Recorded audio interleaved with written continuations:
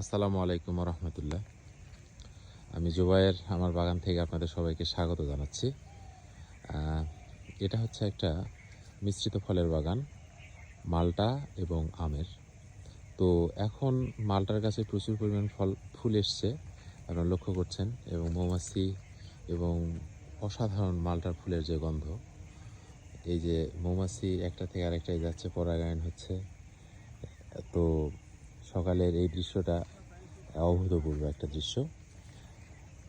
তো আমি যে কাজটা করছি এখন সেটা হচ্ছে যে মালটার গাছে সবসময় একটা রস বা সেচ দেওয়ার একটা ব্যবস্থা করে রাখতে হয়, না হলে এই সময়টাতে মালটার গাছে ফুল ঝরে পড়ে যায় বেশি। এই জন্য একটু রসের ব্যবস্থা করতে হয়, পানি দিতে হয়, ময়েশ্চারটা যেন ঠিক থাকে। অতিরিক্ত পরিমাণ পানি দিলে যে ঘটনাটা ঘটবে সেটা হচ্ছে যে সেই ক্ষেত্রে লাভের থেকে ক্ষতি পরিমাণ বেশি হয়ে যাবে। আর যদি ময়েশ্চার থাকে, ময়েশ্চারটা আমাদের কন্টিনিউয়াসলি মেনটেন করতে হবে। তার পরবর্তীতে যখন সেট হয়ে যাবে, গুটি সেট হয়ে যাবে, গুটি বলতে ঠিক এই জিনিসটাকে বোঝানো হচ্ছে। তো এটা যখন সেট হয়ে যাবে তখন দেখা যাচ্ছে যে এটা ম্যাগনেসিয়াম এবং বোরন এগুলা দিতে হবে আর কি। মালটার ফুলের যে সুঘ্রাণ, এই ঘ্রাণটা আসলে অসাধারণ। দেশি বাড়ি এক জাতের মালটা এটা, এবং এটা প্রচুর পরিমাণ ধরে, এবং এটাতে তো আপনারা সবাই জানেন যে অনেক বেশি পরিমাণ ভিটামিন সি, অ্যান্টিঅক্সিডেন্ট তো থাকেই, এবং দামেও সাশ্রয়ী। আমরা আসলে এটা যদিও সবুজ কালারের মালটা হয়ে মালটা, কিন্তু আমরা তো আসলে ইয়েলো মালটা বলতে ইয়েলোটাই বুঝতাম। তবে সময়ের সাথে সাথে এই মালটাগুলো এখন ব্যাপক জনপ্রিয়।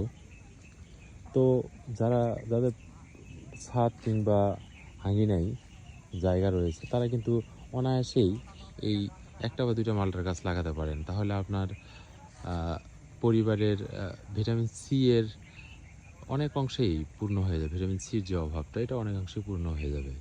তবে আমরা দেশি ফল, এটার তো আসলে গুরুত্ব অপরিসীম, কারণ এটা আমাদের জলবায়ুর জন্য সুইটেবল।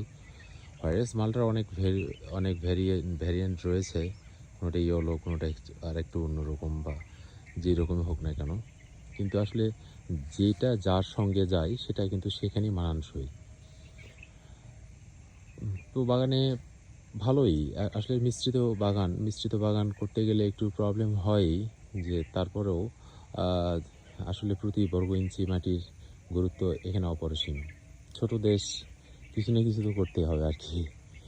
তো এই কথা বলছিলাম যে এরপর হয়তো দেখা যাবে যে গুটি সেট হয়ে যাওয়ার পর এখানে হয়তো নিম তেল ইউজ করতে হতে পারে, অথবা কপার।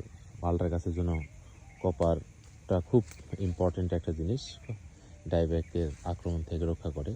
তো কপারও একটু দেওয়া যেতে পারে। এবং সঙ্গে সঙ্গে আরেকটা জিনিস এখানে না বললেই নয়, আমরা যারা বাজার থেকে ফল ক্রয় করি তারা কিন্তু সবসময় ভালো ফল, মানে যেটা দেখতে চকচক, এই ফলটাই ক্রয় করি। কিন্তু এখানে যে ঘটনাটা ঘটে সেটা হচ্ছে যে আপনি যত বেশি চকচকা ফল ক্রয় করবেন, আপনি ধরে নিতেই পারেন যে ওই ফলটাতে কীটনাশক ব্যবহার অনেক বেশি পরিমাণ করা হয়েছে, 100%।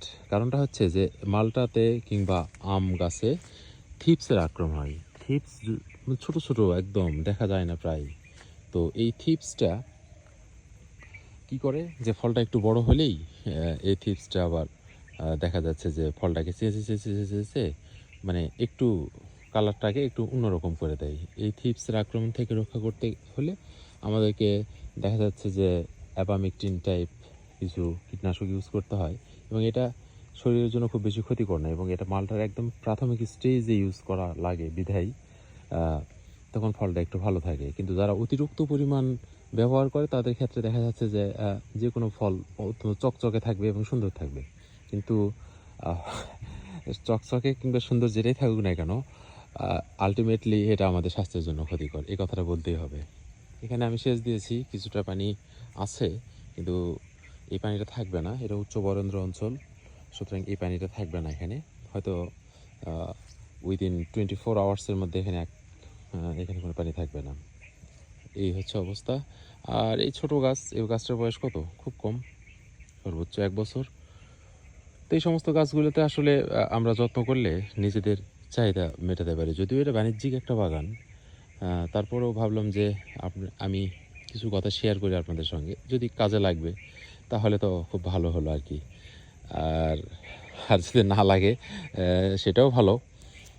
কারণটা হচ্ছে যে পরবর্তীতে দেখা যাবে যে আপনারা আপনাদের প্রয়োজনীয় তথ্যটা অন্য কোথাও থেকে পেয়ে যাচ্ছেন।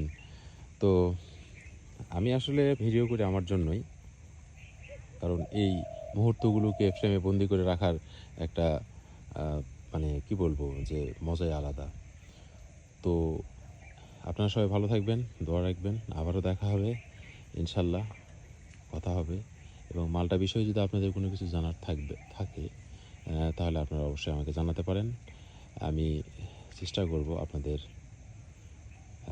প্রশ্নের উত্তর দেওয়ার জন্য। কারণ এখানে আরও একটা কথা বলে নিই যে মালটার সার ব্যবস্থাপনা খুবই বেশি ইম্পর্ট্যান্ট, এবং এখানে